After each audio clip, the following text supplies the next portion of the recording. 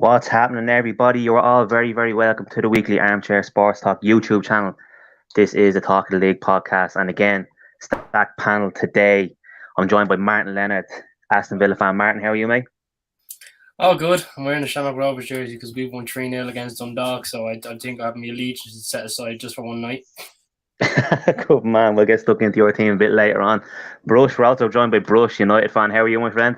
I am fantastic, man. I woke up with a massive smile on my face today. It was literally a toss of a coin as to when or how United fans are going to wake up this morning, and I think we got you on a good side. Tariq, as always, think it's your third or fourth time on the channel. How are you, my friend, the big Arsenal fan? I'll say you're even happier than Rush. Exactly. Talk of the league, top of the league. Why am I down here? Get Martin down here now, please. Well, I mean, I have to be below. I have to be below him then again. So no, listen. I can't hear you from the top. Yeah, that's the way. Listen, I'm trying to see the positives in it because I'm kind of looking at it now, going Everton only 8 points off the top, and we've been in a lot worse positions than that in the last few seasons. So that's the way I'm kind of looking at it. I'm only 1 point behind Liverpool. Have to look at it that way, lads, as well. Yeah. So listen, same again. We're going to get stuck into it. Obviously, we're going to have to talk about Manchester United finally kicking into gear last night. We are going to talk about Arsenal. Are they real contenders? Have they been really challenged yet? That's what we're going to have to talk about as well. Because obviously, I think I've seen a lot of Graham Souness was kind of saying, yes, they're doing well. They're winning the games that they were probably drawing or losing last season. Probably dropping points on, but they're actually starting to win those games. They do seem like they have a better squad now going forward. And then we're obviously going to have to talk about Aston Villa because we have Martin on as well. Is Gerrard under serious pressure at the moment? Because, like I said before to you, Martin, in different streams that we've done and through the WhatsApp groups, he has spent a lot of money. And it's the same kind of current situation that Everton have been through the last 6 or 7 years as well. Is he seriously under pressure? So we're going to have to get stuck into that as well. But we're going to fly through the results from the weekend because there was some mental games, loads of goals scored. Tottenham kicked it off with a 1-0 win at home to Spurs, or at home to Wolves, sorry. Tottenham were kind of comfortable. Wolves kind of threatened a few times. I think Spurs probably could have ran away with it a little bit, but Wolves actually defended fairly well. I think it's going to be a long season for Wolves. Tariq, what do you think about that now? Obviously, you have family allegiances to Wolves fans. So what do you think of Wolves at the moment? Are they gonna? They're linked with a 6'7" striker at the moment. So do they need more? With Wolves, the feeling around it, and when I'm looking at it and when Ed's talking about it as well, there's a bit more optimism than there was at the start of the season because of the introductions of Núñez and Guedes. So that's been the main issue, is trying to get players through the door. I know a lot more clubs have been struggling with that at the moment as well. So if they do get that striker in, Sasa Kaladzic, it's good that they're trying to address that situation. I do think, though, he's more of a hold-up man who's going to bring players into play rather than score goals, and that's what they need because Jimenez is very good at doing that, but the goals have dried up. But Wolves, I thought they were excellent against Spurs. I thought they defended very well, didn't they? I think Spurs were kind of in second or third gear throughout the whole game. Yeah, exactly. And I think this is where they won the game. Spurs is in both boxes. How they defended, and Wolves didn't have that attacking striker. But in the other box, then you have Harry Kane, who can score from a set piece. And I also think that they probably could have scored, and if they wanted to turn up another gear as well. So that's just the difference. But in between the boxes, Wolves are the much better side. But it's difficult at the moment. We'll have to see once the window shuts how we really rate Wolves, because I think that midfield is top 6 in the league. In all honesty, yeah, like the addition of Núñez and like Neves was pulling strings in that box in that game. You can tell by him that he has a presence about him. Like, I think when he gets the ball, it's like one of them slow motion. Kind of reminds me, and obviously I'm not putting him on that level, but a bit like Pirlo. Yeah, that kind of like he gets the ball, he kind of sees more what people see and stuff like that, and he's cool and calm under pressure as well. But as I said, fly through the rest of these results. Obviously, Tariq, you have to fly off a bit early, so we're going to come to Arsenal first after we go through the results as well, okay?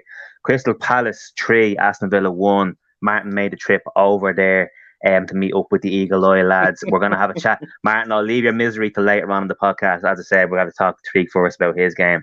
Everton 1, Nottingham Forest 1. It's clearly Everton that Everton does need a striker. I'm actually happy with the defence, midfield. We just need someone to score goals, and I think we'll be fine this season. news broke out this morning that Everton have rejected a £60 million bid for Gordon from Chelsea. You Why? Madness. stupid. Madness. They rejected it. I don't know what's going on. I actually don't know what's going on. I think to be they're fair, looking, Matt, they're I looking, thought it was crazy when you turned down 45, but I thought, yeah, no, they'll definitely take 60. they're doing the Cuc. They're hoping. They're laying a lot of eggs. They're doing the Cucurella deal. They're thinking like we'll hold out for 65 here. They've seen the Wow. Gibbs. They've seen the Gibbs White deal, and they said, "Listen, let's go for more." Like so. This is a massive gamble if they walk away. I know, and We listen, get we 65 million. I'm telling you now, Ollie Watkins is double that price. I don't know. we're not going down that route. We're not going down that route. Listen, we're not going down that route. Anyway, yeah, we obviously, like I said, I think we'll talk about it later on. I think Everton just need goals, and I think everyone can agree with that. That Everton are a lot more solid defensively, better midfield, especially if we get Ganagay in through this week, which should have happened 2 weeks ago, in my opinion. But listen, it is what it is. 1-1 could have been a loss, only for Demario Gay's goal, last kick of the game or whatever. So I'll probably take it. We finally have a point on the board after 3 games. Fulham 3, Brentford 2. That was a great game of football. Mitrovic as well, silencing Brentford after Ivan Toney taking the piss out with a celebration. So Mitrovic proving that he is probably a Premier League striker, even though he's had about 3 or 4 goals. So fair play to him. Another defeat for Leicester, and this time it was at home to Southampton, who we all agree that Southampton are in trouble this year. Tariq, I think you said as well before that Southampton are in serious trouble this year, but yet they're going away from home and beating the likes of Leicester as well. Leicester in serious trouble, and Leicester rejected 75 million for Fofana from Chelsea today as well. So Chelsea are like probably don't know what's going on at the moment. They're getting bids rejected left, right, and centre. But then the final game of Saturday was obviously Arsenal's very, very comfortable win against Bournemouth, which was 3-0. Gabriel Jesus, man of the match for me. He was absolutely fantastic again. So let's get stuck into the Sunday games as well. There was 3 games on Sunday. Leeds 3, Chelsea 0. Now, I don't know if it was... Okay, we'll move on. Leeds 3, Chelsea 0. We'll touch on it after we do the results, okay? West Ham 0, Brighton 2. Another manager under serious pressure, in my opinion, is David Moyes. Is it a case where the candles just run out with the West Ham players? Have they done too much over the last couple of seasons trying to get into European football, and just the commitment isn't there anymore? We'll have to wait and see with that one. And then probably the game of the weekend, Newcastle 3, Manchester City 3. What a game of football. Man City kind of showing their attitude as well. To come from 3-1 down with probably 25 minutes to go against Newcastle, in Newcastle with 55,000, 60,000 fans, or how many fans there is there, it proves that Manchester City still have that kind of championship mentality. They probably will feel like it's 2 points dropped, but at the end of the day, it's 1 point gain, especially with their kind of rivals around them dropping points as well. Then obviously we had Manchester United 2, Liverpool 1 last night. Brush, we'll let you kick off this one. We'll have a quick chat about this game. Obviously, tell me your feelings about the game leading up to it. Obviously, both camps were under serious pressure to win this game. In my opinion, I was talking last week on Talk League podcast, I was chatting with a couple of the United fans, and I said that this was the perfect game for Manchester United to have to bounce back, was against Liverpool, their big rivals, Monday Night Football, under the lights, 80,000 fans. If they weren't going to be up for that game, you might as well sack it all off now. It would have been a lot different if it was a Saturday 12:30 kickoff against Fulham, and Fulham came to Old Trafford and won. So, Brush, tell me your opinions on it, how you felt before, and obviously how you feel through and after. Listen, on the back of a 4-0 something at Brentford, I was not looking forward to this game. I told Martin when I saw him on the weekend, I was like, listen, I'm just glad that we're not playing on the weekend. It means I can actually enjoy my weekend for once. In the build-up to the game, I had nightmares and almost tears in my eyes at the thought of Dalot coming up against Luis Diaz. Wonderful, pleasant surprise. What a different team we look without Shaw and Maguire in that back four. So much more assured. Malacia did brilliantly. Martinez showing what he can do. Overall very pleased. But early days. They have to build on this now, otherwise it means nothing. But if there was one game we were going to win, I'm glad it was against them. I'm kind of just looking back at the table and kind of shocked and somewhat befuddled as to how we find ourselves above Liverpool right now. Yeah, but do you know what it is? I was actually thinking about it. Obviously, United fans are going to be, "Oh, we're back, baby," that kind of mentality as well. But at the same time, like you say, when you look at the table Mm. and you look at the fixtures and the results that you've had, you still only have 3 points out of Yeah, Liverpool, Brentford, and Brighton. So there is a problem there. And yes, you've won, you've had a great result against your rivals, but it all matters the next game. It only matters with the next game. What's going to absolutely. happen the next And you game? have to keep in mind that Liverpool have started terribly as well. So it's not like we've beaten like a Yeah. Liverpool side that's firing on all cylinders. So yeah, baby What steps. What do you think of Liverpool at the moment? Because I wanted to touch on them as well. Obviously, it might be easy for me to slag Liverpool, or whatever, because I'm an Everton fan. Mm. But for me, it does seem like they've run out of gas. They look knackered. They They look look absolutely wrecked. stagnant to me. I think they've just run out of ideas. Obviously, losing Mane was a big blow. Diogo Jota wasn't available. Firmino looks like he's past it. The back four, they've been unchallenged. They've not really had any competition for so long, and I question whether that's catching up to them. The midfield was talked about in the summer as well. They needed to upgrade there. I think maybe they're playing the long game and waiting on Jude Bellingham. But I think they might have missed an opportunity there to upgrade in the meantime. Yeah, because they've had a couple of injuries, but at the same time, they've known about their midfield issues over the last year or two. Like obviously they've been a fantastic team over the last 3 or 4 years, but like James Milner, captain the side in midfield there, yes, you can't deny what he's going to give you, but at the same time, for a team like Liverpool to be relying on, what is he, 37 years of age now, for I James think Milner we're to stay in seeing. midfield. I think we're seeing a little bit of naivety from them, Matt, because I think in the past Klopp's got away with his system, so he's been able to interchange, and other people have been able to come in and they can still masquerade and get away with it because the system works. And now that's been exposed a bit more. Yeah, I think that kind of. I don't want to turn around and say like they're probably giving up on the title race and all that kind of stuff, but they're probably going to try and blood in Harvey Elliott and see if Harvey Elliott and Carvalho can kind of live up to that kind of midfield standard. Who knows? Like you say, Liverpool have been known to kind of wait for players, and I think they are going to wait for Jude Bellingham for next season. I wouldn't be surprised if that deal is already in place. Listen, I just hope with the ridiculous amount of money that United have handed Real Madrid, I just hope they come in and swoop for Jude Bellingham. That would make me very happy. I think, do you know what, Brush? I think if United actually end up turning this season around and finishing the Champions League, that will be the only way where they could actually challenge Liverpool for Jude Bellingham. They could turn around and say, "Mate, I'm not even looking at Jude." I would be a bit shocked that he would need his head checking if he wants to come into this mess at the moment.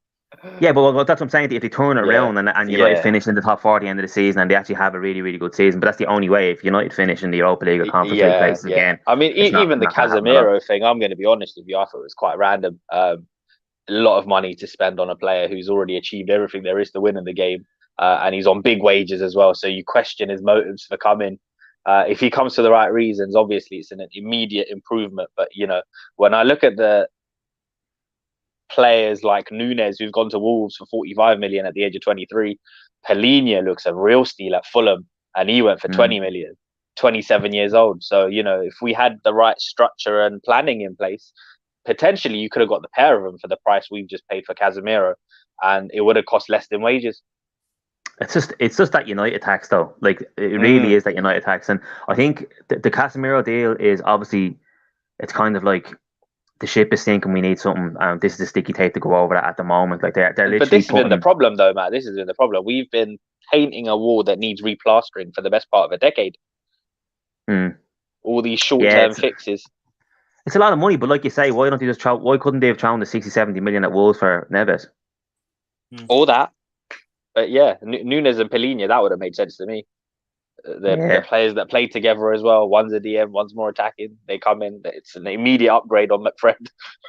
Yeah, listen, the way it is, like that's a massive, massive result for Manchester United. But at the end of the day, they still only have 3 points after 3 games. Yeah, exactly. That's what it is. I mean, obviously, if you follow the socials on that, people are getting carried away because we've not really had much to shout about.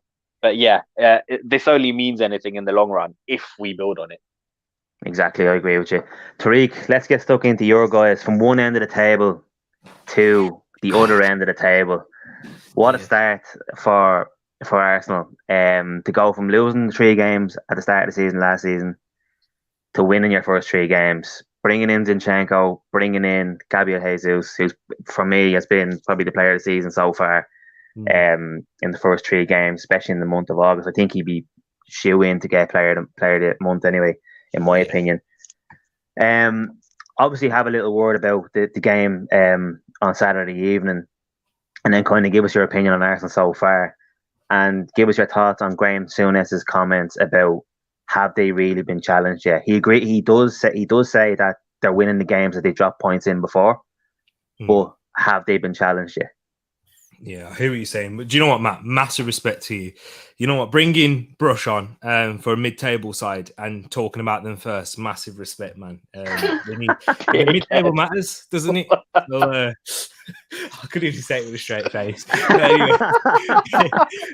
anyway, in all seriousness, yeah, like I do think Graham Souness has slightly got a point, but it's not even about us being challenged in my eyes. It's the struggle. What I have with Arsenal, even at points last season, I thought we played like as if we was a third best team before we played Crystal Palace in that period from February to March when we went on those run of games, and then we played Liverpool, put up a good showing against them, even with our clear deficiencies.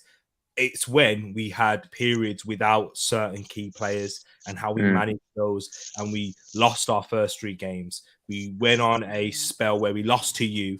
We also lost to Manchester United in that spell, and we were struggling to pick up some form. But following that, went on a good run, missed some key players again in January. It's just all about responding to adversity. If we don't win a game or lose, so drawing or lose, I want to see us bounce back quickly and then go on a run of games. That's what's going to be the difference.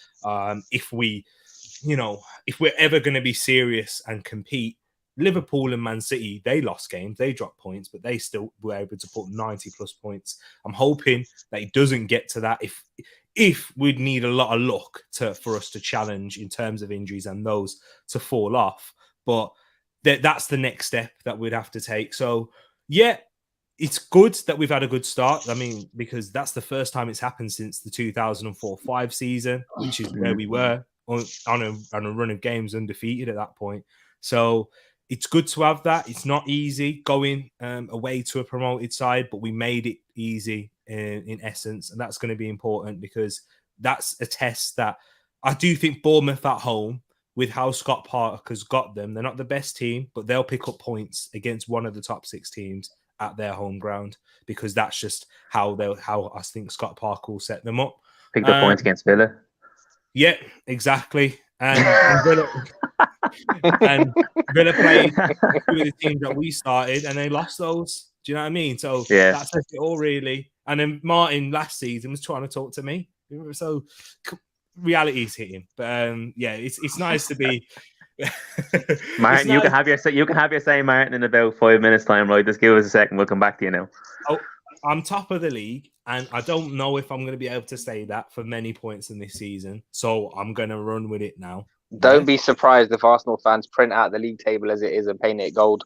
Paint it gold. You see, the golden month of August. He was waiting for that. He was waiting for a little moment then. Mid-table matters. Anyways. No, but do you know what it is, man? It's a great. It's all you can put it down to, man. It's a great start. The players are playing well. You don't have that many injuries, if any. You actually have a predicament at centre half position now where you had to actually push a £50 million player out towards right back in Ben White, which is obviously a great position to be in when you actually have competition for places. Whereas last season, like you were talking about, he's picked up injuries and he's dropped off. He's picked up injuries to Tierney. Tomiyasu went out injured for a while as well. Thomas Partey went missing and he's dropped points.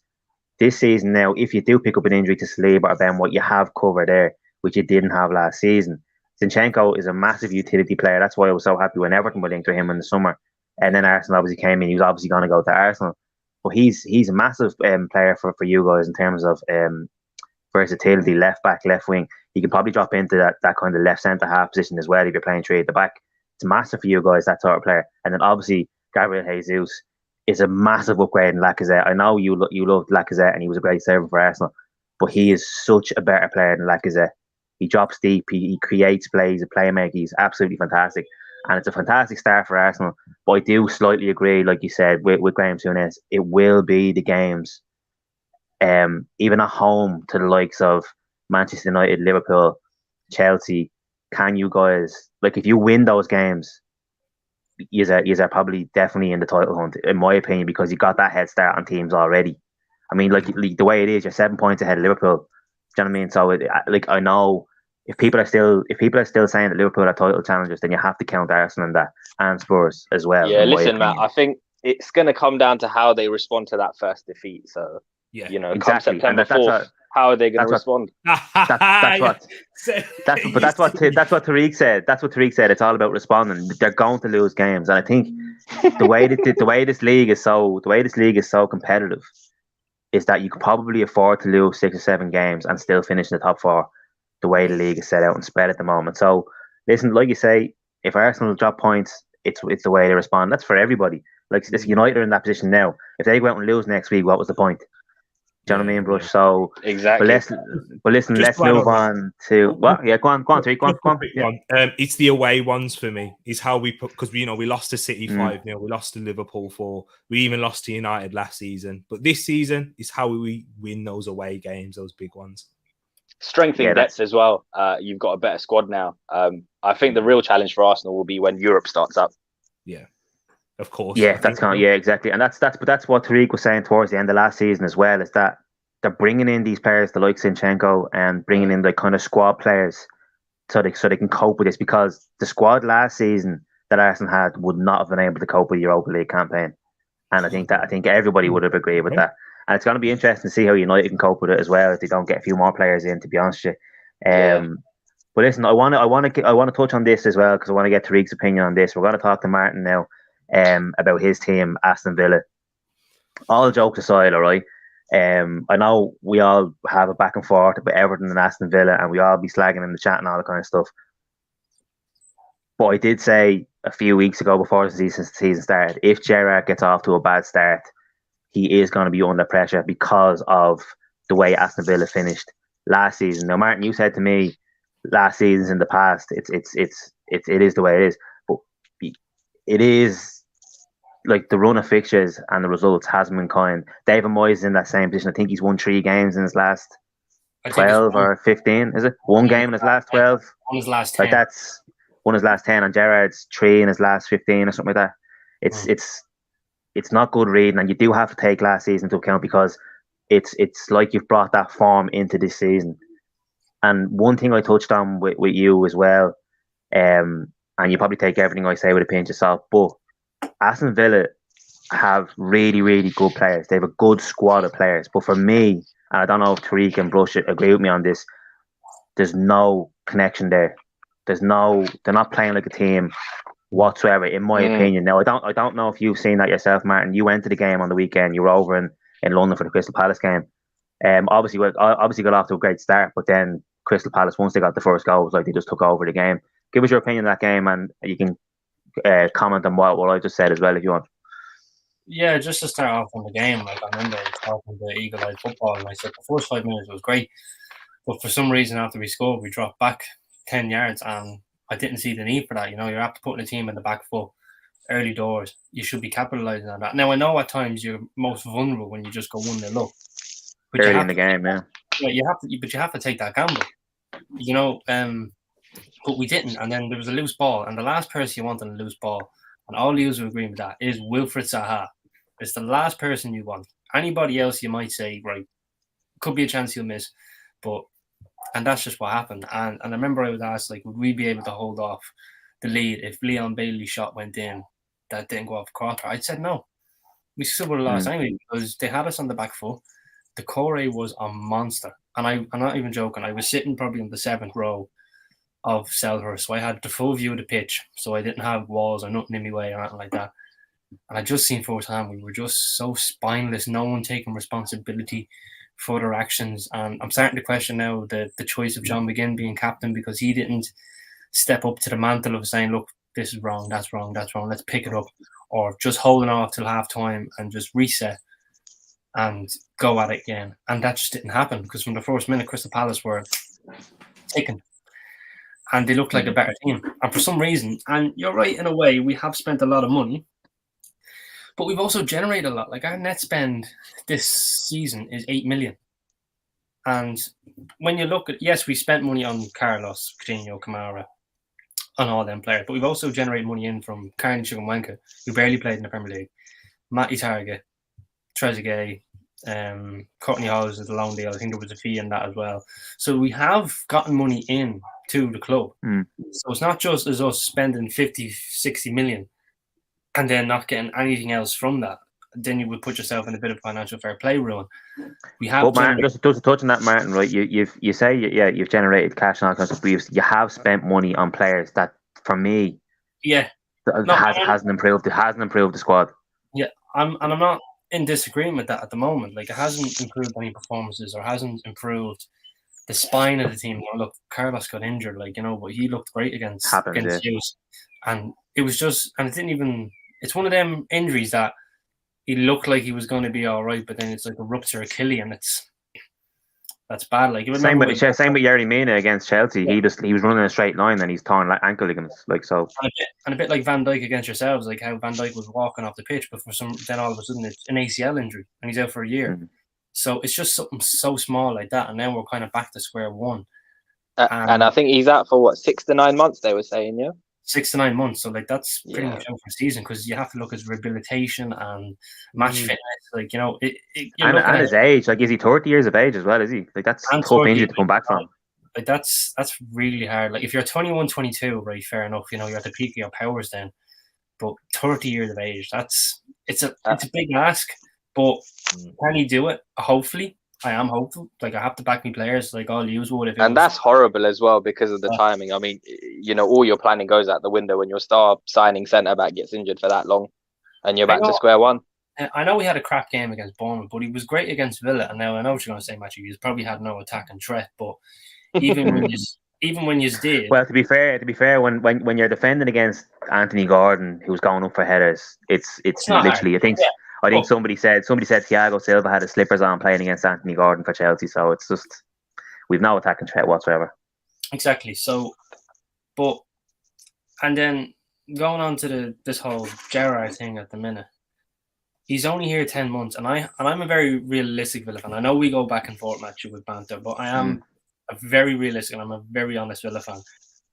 It's going to take a lot of time for him to get everything done, because he's only there 10 months, and I have to remember the position he came into, that in January you're not going to get everybody who you want, and in the summer, yes, that's probably where you should be starting, your fundamentals of what way you're going to play and how you're going to set the standard for the next 2 to 3 seasons.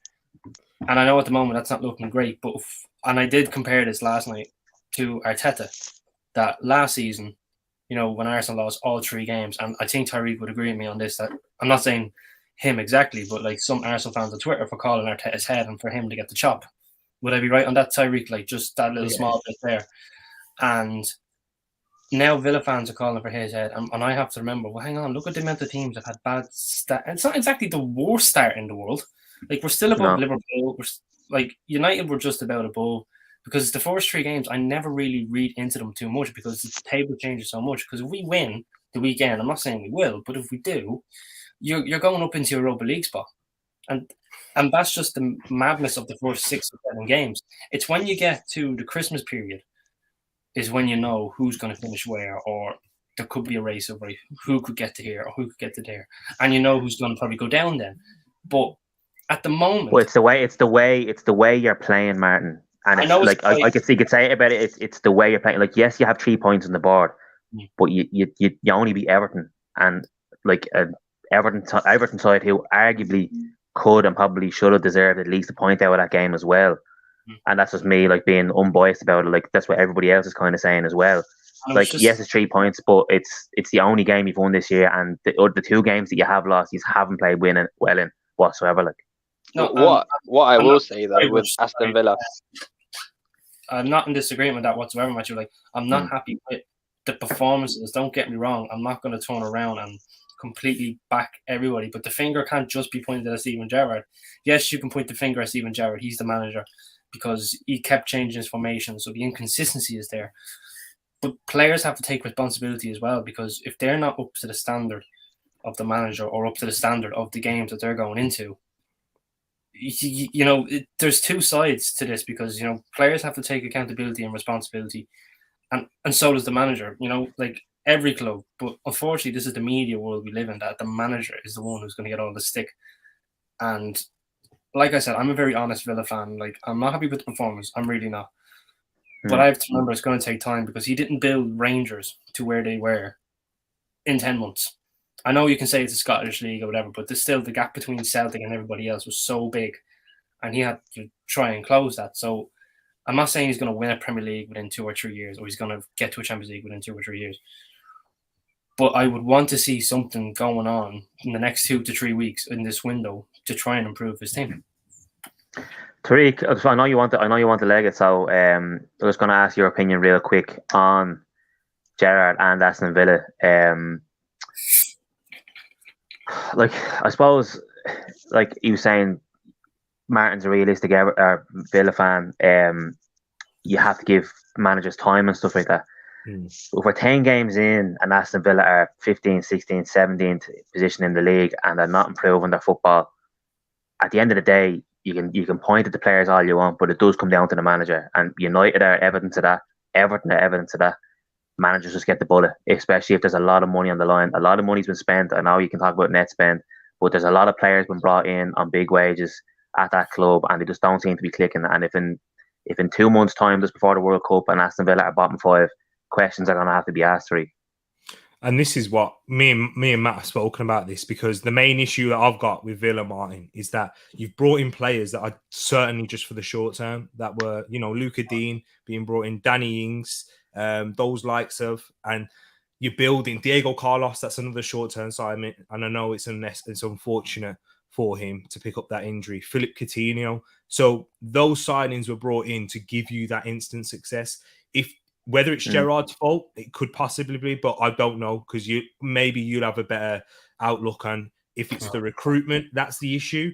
Then that's when you have to say, right, somebody has to take the slack for it, because if he brought in young players, the likes of Kamara and a lot more of those age sort of players, and you're looking to build young, I can say, you know what, Martin, this might look a little bit different in 10 games time, but I can't see this improving, because these players are very experienced. They're not going.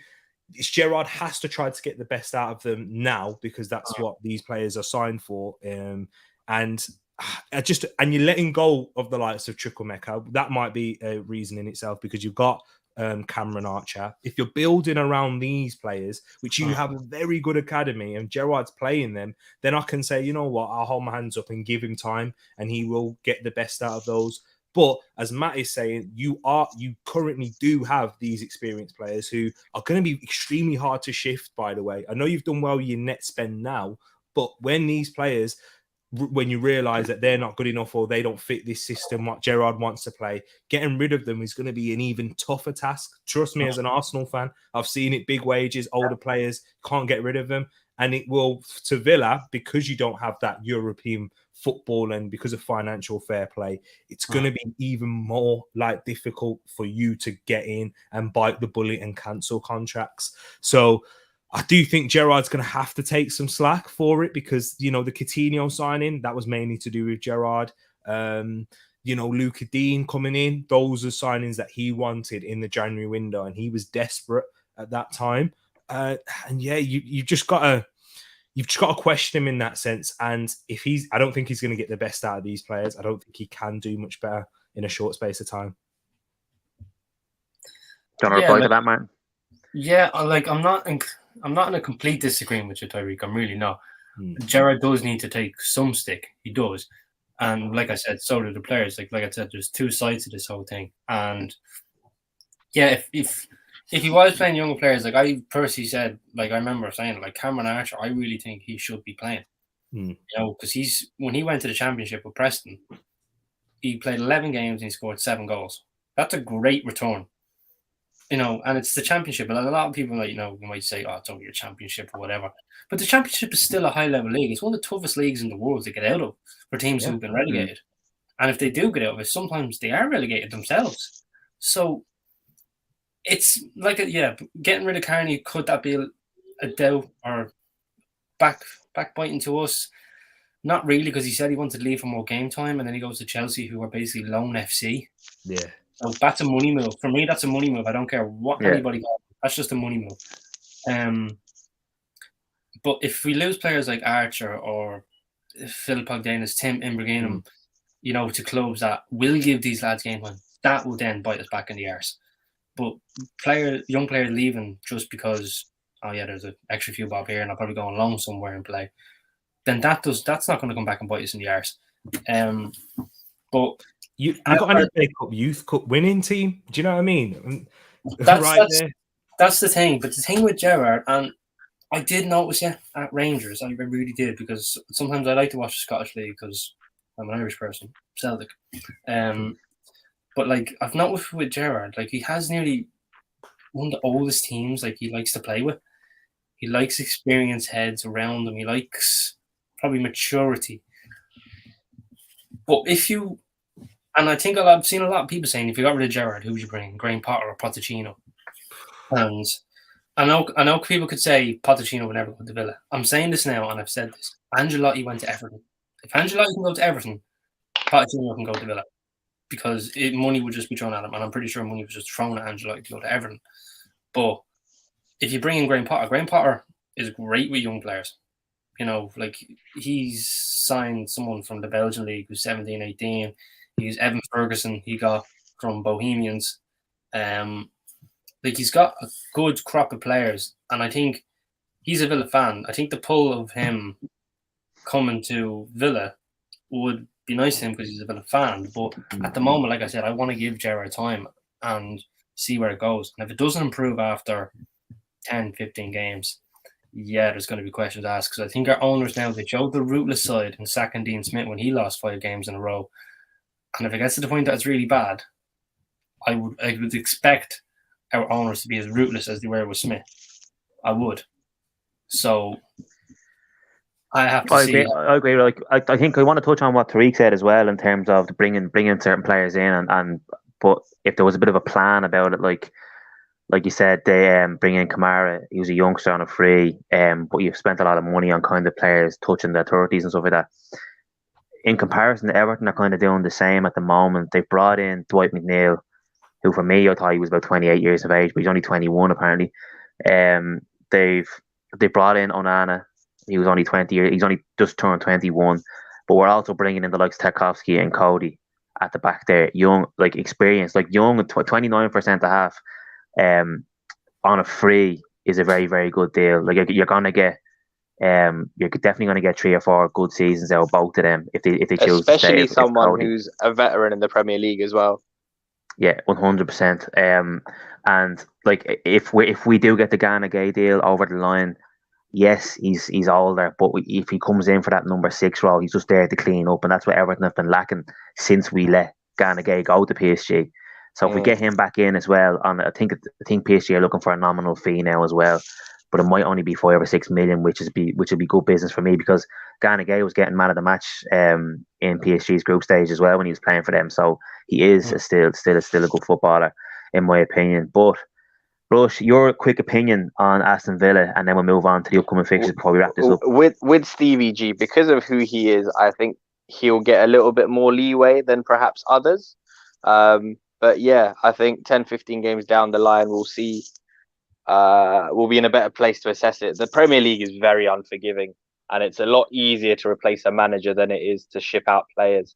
And when I look at that Aston Villa squad, there are a lot of talented individuals there. So under the right system, under the right guidance, they should be and can perform at a much higher level than we've seen. Yeah, I agree with you. Just Tariq had to leg it there. So listen, I forgot to tell him to give him a shout out and stuff like that. Tariq talks on YouTube. Himself and Ed over there, they're doing great stuff at the moment. They're on the road to 1K subs. So make sure you go over and check out Tariq Talks on YouTube. I think he might be doing he did a stream last night. He might be doing something this evening. That's why he has to run as well. But yeah, make sure you go over and check and like and subscribe to his channel as well, guys. Martin, go ahead. Yeah, like what Bruce just said, it's unforgiving. And I think I saw, and this is where I think, and I hate to say it, Gerrard days could be numbered, because the dreaded oh, we are still backing Gerrard. Gerrard's job is still safe. Normally, when you see something like that, you know that you now have to perform within these few weeks, because if you don't, or after backing you, you will be in trouble. And but managers, Martin, managers can't look now. Like, say for example, Lampard and Gerrard, for example, they can't look at fixtures in January, February, March. They can't, because they need to look at the next 6 games. They need to look and go, we need 9 points in these games, or we're in trouble. Like, Everton are playing Fleetwood tonight. If we get beaten there tonight against Fleetwood, we've drawn 1 game and are opening 4 competitive fixtures in the league. It's only right that Lampard's under pressure. Do you know what I mean? Now, in terms of Lampard and Gerrard, I think Lampard probably has a bit less pressure on him because of the situation he's in, with the fact that he can't spend money. He probably can't get the players in that he wants to get in. Dominic Calvert-Lewin getting injured, Godfrey getting injured, Mina constantly being injured. Yeah. Whereas I think the expectations on Gerrard are slightly different. I don't know if Brush agrees with me there or not, but the expectations on Gerrard are slightly different in terms of Aston Villa are probably a comfortable mid-table team that Gerrard kind of walked into. I know they were kind of falling down a little bit when he came in, but he's being backed as a manager in order to get them top 10. And I don't know if Brush agrees with me on that. Yeah, absolutely. Especially when you look at their recruitment and stuff as well. I think we all expected them to be sort of challenging for those Europa League spots this season. I know the net spend is quite low, which is great, but yeah, Gerrard has been backed. He's got players in that he wanted, so the pressure is slightly different. Yeah, I agree with you. Martin, just round off there on the Aston Villa chat, and then we're going to get into the upcoming fixtures.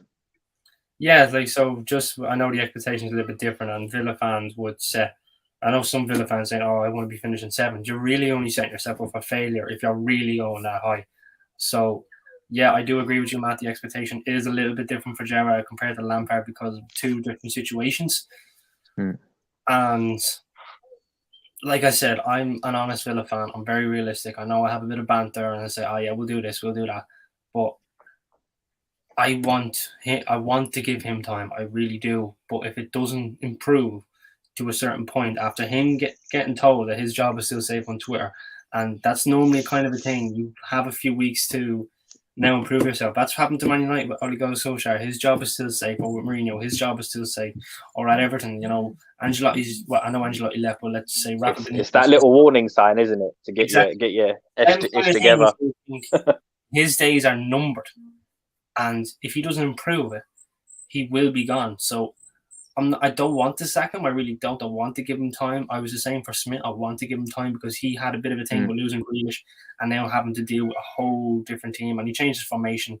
So it's weird. So that's me now done with the Villa chat. Well, Martin, it's everything, right? And it could be it's the same for everybody. So, for example, if Man United go and lose the next 3 games, questions are going to be asked Ten Hag. It's going to be 5 defeats in 6 games. Do you know what I mean? I don't think questions will be asked in the first 5 or 6 games of Ten Hag. We have to remember now Ten Hag is implementing a whole new system than every other manager's had because he plays total football. But it's Manchester United having 3 points after 6 games. He's going to be questions asked, 100% push. Let's be honest. That's not going to happen. After 6 games, Man United are not going to be sitting on 3 points. Right? But yes, it was a bad start. But we look through the years of teams who've had bad starts. Man United have had bad starts even before this. They still won the league. Chelsea probably had a bad start before this. They still won the league. Man City had bad starts. They still won the league. The first 3 games, yes, you want to get as much points as you can because, then you'll kind of be falling behind a little. But it's only the first 3 games. There's still another 30. I still think we're all still kind of in pre-season mode, aren't we? Like I think I said it last night in the group chat. Yeah, because it's coming in. I think pre-season was a little bit late for a lot of teams this year because of the Nations League. The league started early as well. Yeah, and the league started a little bit early, so it was it's real rushed on every team. I said it last night. The only one looking good at the moment. Yeah, but actually Arsenal did all their business early. Do you know what I mean? So there's a lot to be said for that as well. But listen, that's enough of Villa chat. I've spoken enough about Villa now for the week, so I won't be talking about them now for the rest until now in about 2 seconds when we do the upcoming fixtures. But Brush, from the last game of the weekend to the first game of the weekend, an away trip to Southampton, 12:30 kickoff. I'm going to run through these fixtures really quick, and then we'll touch back on a couple of the games. Then the 3 o'clock games are Brentford at home to Everton. It's a sticky one for Everton, I think, especially the way Brentford are playing. They're scoring goals, and Everton aren't scoring goals. So I think we do well to get a point out of that one, to be honest with you. Good game coming up there as well at 3 o'clock. Brighton against Leeds. That's going to be a very, very interesting game, I think. And then Chelsea are at home to Leicester. You'd expect Chelsea to bounce back in that one, especially against Leicester, but you just don't know with this league at the moment. Liverpool are obviously going to want to bounce back against Bournemouth at home as well. Manchester City, Crystal Palace would be a good game. Crystal Palace beat Manchester City last season, didn't they? 1-0. I think it was one of those. 2-0, was it? So yeah, Manchester City are going to want to try and get keep the pressure up on Arsenal as well, and try and get as far away from Liverpool as possible, I think, as well. So that's going to be a decent game at 3 o'clock. And then the evening fixture of the Saturday, rounding off the Saturday fixtures, is Arsenal at home to Fulham. Bit of a London derby as well. Like, can you say Fulham's a handy fixture for Arsenal? I don't know. Fulham are scoring goals and they're putting up the team. So it's going to be a test for Arsenal. So it's going to be interesting. First game then on Sunday is Aston Villa home to West Ham. Another 2 o'clock game is Wolves against Newcastle. Then we round off the fixtures with Nottingham Forest at home to Spurs. So, Brush, we'll come back to you on the Southampton Manchester United game. Obviously, after Monday night's heroics by the team, it was literally night and day from the first 2 games. Just the Manchester United players just seemed to want it more. After every tackle, the centre halves, like I noticed the Varane, Martinez, Dalot going over high-fiving each other. They were really, really up for it together, and there was a real togetherness in that Manchester United squad that literally wasn't there five days beforehand. So going into this game, obviously, I think Southampton is probably a lot of people's picks to be in trouble this season. Is it going to be a tricky game for Manchester United to navigate, especially the early kickoff on Saturday morning, Brush? Yes, I think it will be. Southampton are one of those funny teams where every season, I think, a lot of us tip them to struggle, and they keep pulling it out of the hat. So it's one of those where I don't know how much longer Hasenhüttl can keep that going. I really expected them to struggle last season when they lost their best striker in Danny Ings, and their best centre back in Vestergaard, and they seemed to do all right. And even this summer, they picked up a Rebo and 1 or 2 decent additions. So yeah, it's definitely tricky. The early kickoff thing does worry me a little bit as well. We don't usually fire off on all cylinders in the early kickoff. But like you say, the momentum from this game, I would like to see that follow through. The back four, it was the first time that back four has played together, and you could see the difference, the passion, the desire, the communication between them all. They were all working for each other, and that's what I'd like to see going forward. I want Ten Hag to have the balls to pick players based on what he thinks is best and not on reputation. I agree with that. I think I thought Martinez was absolutely brilliant last night. He was one of those players just went in. He's going to leave the leg in on certain tackles, and all kind of let players know they're there as well. I seen that one where he left the tackle, a bit of a late tackle on Salah, and Salah got up and Martinez just gave him a shoulder and walked off. But that's what you want. That's what you want from your players. And I think yeah, you always need that. We haven't had that since Ander Herrera left, probably. Someone who just gets stuck in and causes a bit of a nuisance. But I think somebody said that about Maguire, that if Maguire did it, he'd probably pick you up and say sorry. But what I liked about it as well, that Varane next to him looked a lot more reassured. He looked assured. He improved his game. 100%. Yeah. I was a little bit worried because he went down at one stage. I was like, oh no, he's not had another knock, is he? So yeah, I need him to just be wrapped up in bubble wrap. Quick one for you, Brush. What you make of Bruno Fernandes last night? Because I know Manchester United got a lot of plaudits last night for the way they came together as a team. Yeah. But Bruno still got a little bit of stick, I noticed on Twitter. What you make of him? Yeah, I couldn't believe the amount of praise some sections were giving him. I just thought he ran around a lot, and passion and desire can only get you so far. He's looking like a bit of an odd duck in that system and the way Ten Hag wants to play. So I don't really know where we go from here, if I'm being honest. I don't think his game has largely changed from before. It's just that we're not seeing the numbers. So I think that's what it is. A lot of the flaws we saw before were masqueraded by the returns he was getting with the attacks, with the goals and assists. And now we're not seeing that, and we're seeing more of the flaws highlighted. So what do you think now, Brush? Stick with the same team for Saturday, or maybe bring Ronaldo back into the equation? No. Ronaldo can hold bench. I was Imagine saying that. Imagine saying that Ronaldo can hold the bench. Yeah, Well, no, listen, after the summer we've had a lot of dramas off the field and that he needs to just know his place. No one's bigger than the coach when it comes to choosing the squad and that. I was happy to see Martial come on. I thought he did brilliantly. he done very well, yeah. Yeah. So I was a bit worried actually because that was one of those things I was looking out for to see who he brings on first. Is it going to be Ronaldo or is he going to be brave and do Martial? And yeah, you can see the difference. With Ronaldo, obviously, this version of Ronaldo is quite a limited player. He is a finisher, but what else does he offer the team? I'd rather the team play better as a whole. And if that means benching Ronaldo, then that's just going to have to be the way it is. Yeah, and you know what? Fair play to the manager for being the man to actually turn around and notice exactly what you just said there. Because it would have taken a lot. I don't think Ollie would have done it, and I don't think Ralph had the balls to do it either, to be honest with you. So, Martin, let's move on to your team. Tricky one against West Ham. West Ham, obviously, are the only team in England in the top leagues to not have scored a goal yet, if I'm right in saying. So it's a bit of a tricky one for you, apparently. West Ham haven't scored yet. Nope. That went over my head completely. I didn't even know. I'm nearly sure now. I'm going to have to double check back on that, but I'm nearly sure West Ham haven't scored a goal. I've seen that stat. They're the only team. Yeah, 0 goals, 5 conceded. They're the only team. And who would have predicted that, Matt, at the start of the season? When we look at their lineup, when we see the likes of Gerrard, Bowen, Scamacca coming in, they've got Cornet now. Yeah, I know. I think it was the. He didn't score. Shit. That went over. Yeah, West Ham haven't scored yet, so it's a tricky one for you in terms of coming up against the West Ham side who are away from home. Aston Villa, it's one of those games that you expect Aston Villa to kind of win, but you don't know what West Ham's going to turn up. What's your opinion on that game? I've always said this: whatever's in favour of Villa is really not in favour of Aston Villa. So to hear that West Ham haven't scored or they've only won once in the last 10, that just sets it up for West Ham to beat us 3-1 or 3-0 or whatever it might be. That's just in a nutshell. It was with Bournemouth. I remember I done their podcast saying that they'd said, we've 8 defenders missing. And I simply said it. What's in favour of Villa is really not in favour of Villa because for some reason we tend to play shite when everything's in favour of us. I don't know why. It's just weird. And I'll tell you what, it's worrying because, when you're down at the bottom there and like a wounded animal, you're looking for a response. So they've almost got nothing to lose now, but come at you guys. West Ham are looking at us like, look, these lads have been crap. Let's just put these to the sword, whatever.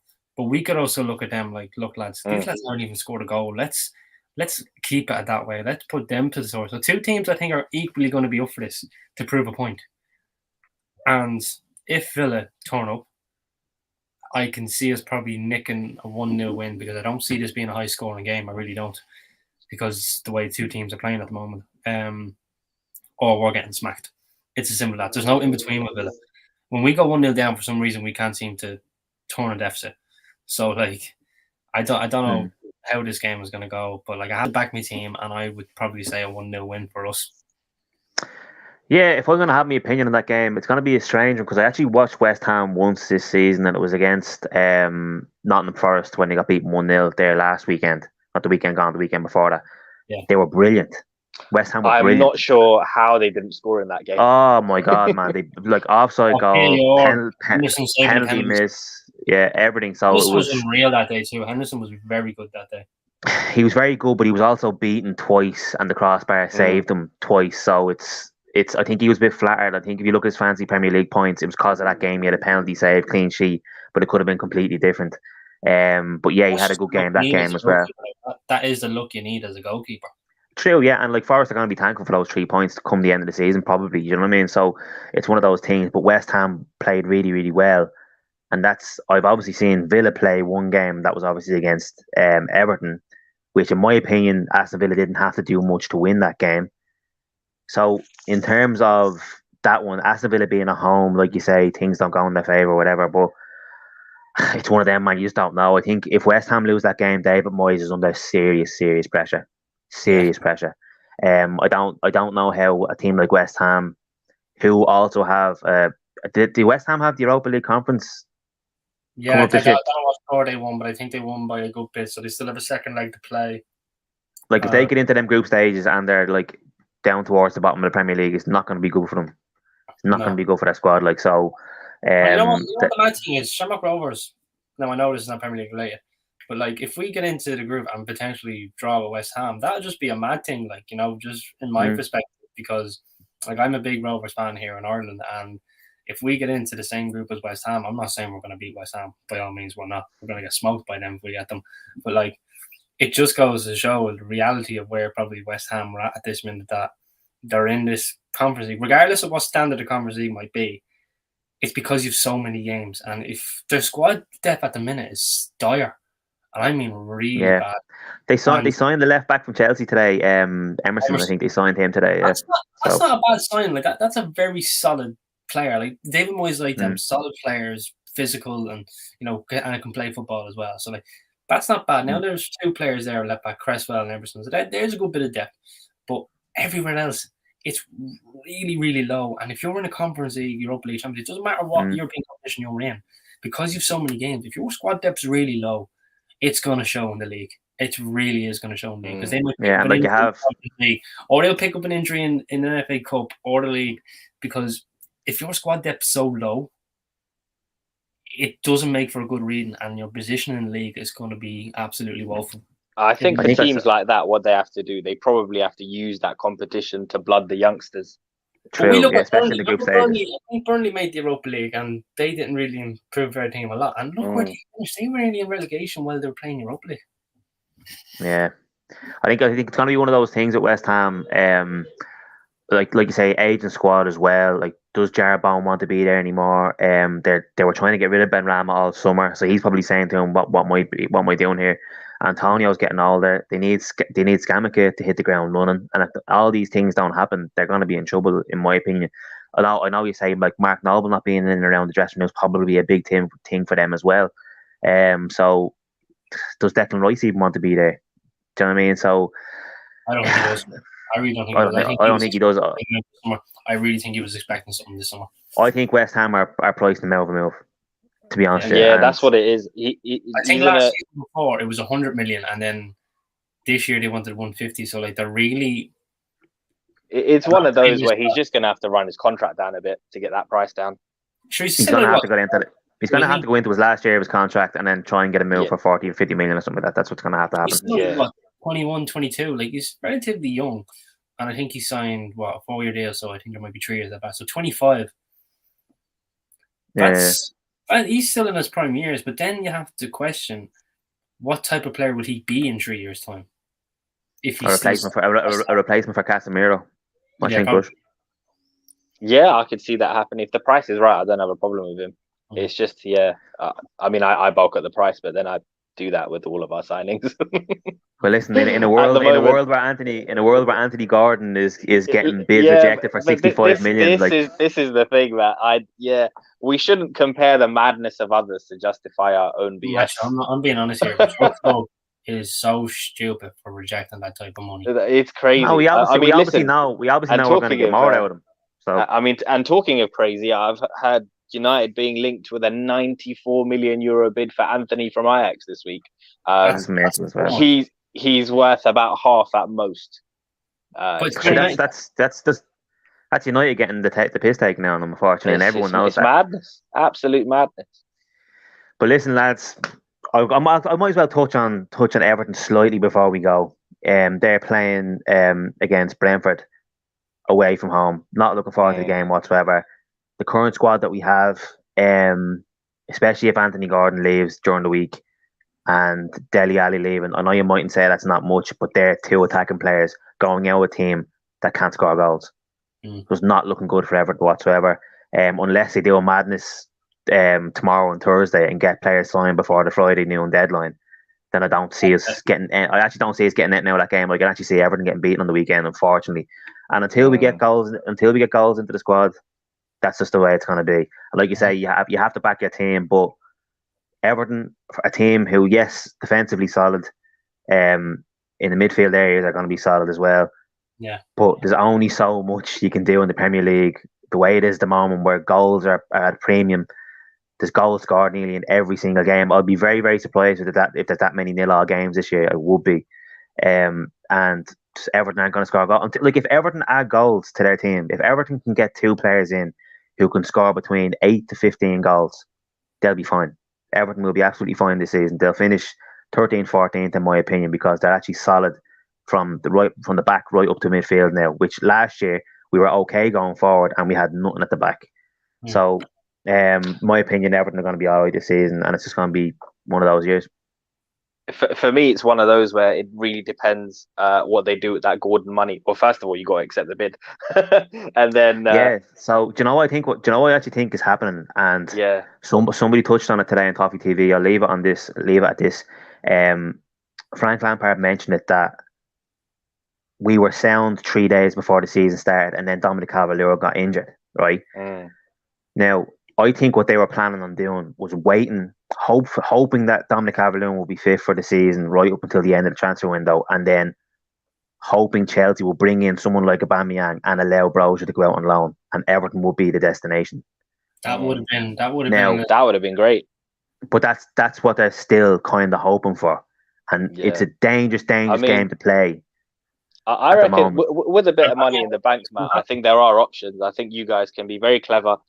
Maybe a cheeky bid for someone like a Morelos at Rangers. He's already done everything he can do. He's a troublemaker, though. He's a bit of a troublemaker. He got left out of the squad. He got left out of the squad tonight because he's not fit and he's commitment issues. So you don't want that. Like, do you really want that? But this is the thing, though, which is why you can get him on the cheap. It's one of those where it could be a Cantona, obviously not on that level, but you know what I mean.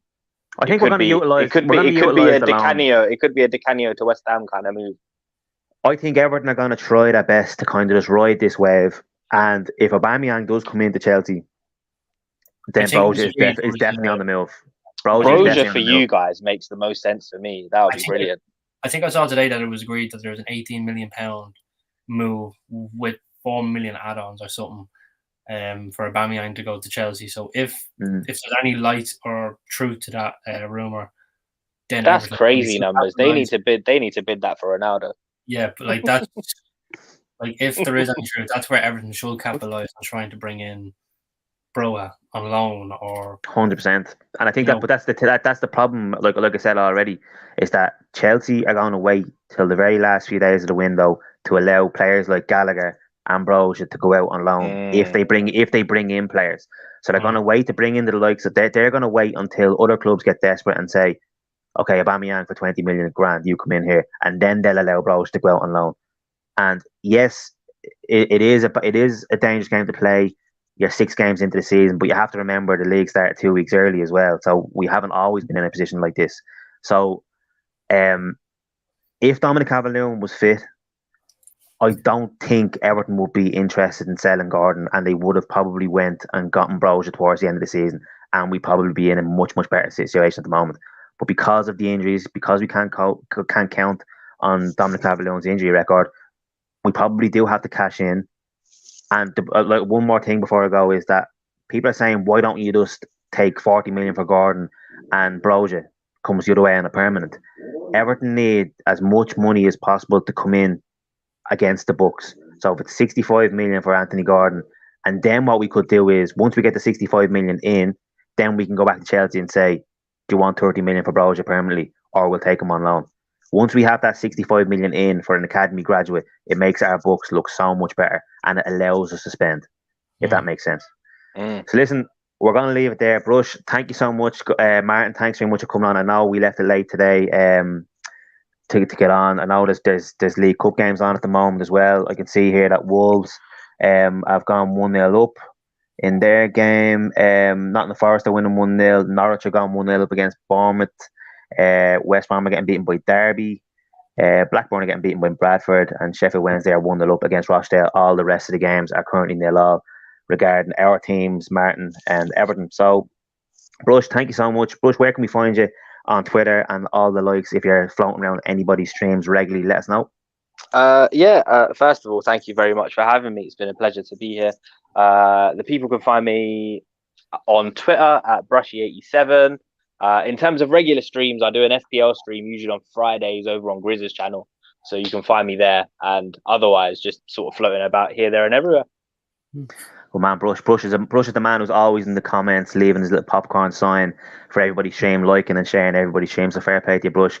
A real man of the community, so fair play. Thanks so much again, Brush, for coming on. Martin, where can we find you and what's your Twitter handle, all the likes? I'm with the Villa Park podcast, or Villa Park podcast, sorry. I'm on Twitter, which name is here, at Marto Leonardo, and we generally do our streams over Tuesday and reaction, depending on what day of the game is. We do a reaction there, and don't be afraid to check us out. We revamped our YouTube channel, and now we're up to 287 subscribers, so we're on the road to 500 subs. Yeah, I was on there a couple of weeks ago for previewing the Everton and Villa game, and yeah, lovely bunch of lads. Really good chat with them. Bit of banter over there as well, back and forth. So it's a bit of a laugh as well. So make sure you go over and check them out, guys. And obviously, while you're here, guys, like the stream. Make sure you subscribe to the weekly Armchair Sports Talk. The guys have loads of Manchester United streams coming up this week as well. I'm sure the basketball streams are coming back soon as well. Reese does do the wrestling streams as well, coming up as well. So loads of Manchester United content, unfortunately, on this channel because the guys running it are Manchester United fans. But I try and bring a bit of neutrality to things, bringing on people like Martin and Tariq, Arsenal fans, stuff like that. And obviously, we had to get Brush on today to chat about the Manchester United game yesterday. But guys, make sure you subscribe to the channel. End this on a bit of a banter. It's 1-0 Bolton.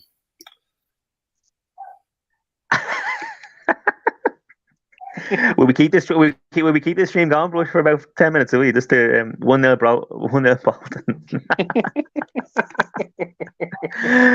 This Martin, just we'll leave. We'll just look at your face there before we go. That's the screenshot right there. yeah, guys, subscribe. I think the stream deserves a like for that. Make sure you check it out, leave comments and all that. Make sure you subscribe to the weekly Armchair. Brush, thanks very much. Martin, thanks very much, and we'll see you again next week, guys. Thanks very much. Thank you.